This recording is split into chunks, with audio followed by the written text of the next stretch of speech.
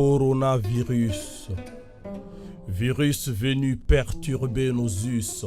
La vie perd son tonus, la mort nous en focus. Et l'humanité est face à un blocus. Focus. Son objectif est de nous étouffer que chaque tête de crainte soit coiffée. Un virus qui ferme temples, églises et mosquées. Écoles, travail, fabriques, villes et marchés. Qui chaque jour majore ses malus. Met l'humanité tout entière sur un talus. Le monde à l'arrêt sur une pente. Mais certains osent se fier au diable qui nous tente. On a le droit de douter, mais le devoir de savoir et voir que ceux qui en sont enterrés ne sont pas seulement ceux qui n'ont pas voulu croire.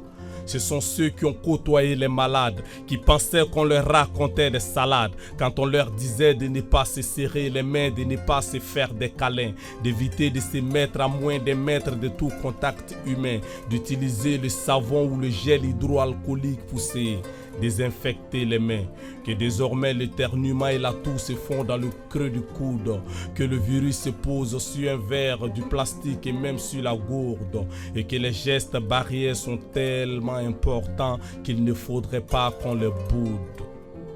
Malheureusement, le virus nous a mis sa couronne et il compte bien grandir son trône.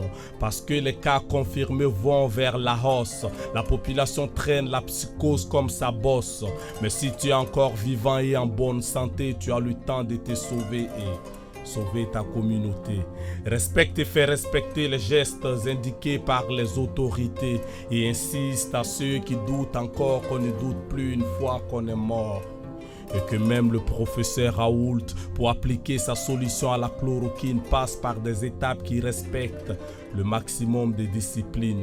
Le virus ne circule pas, il t'utilise pour se propager. Sur les consignes pour ne pas te mettre et mettre les autres en danger. Slam.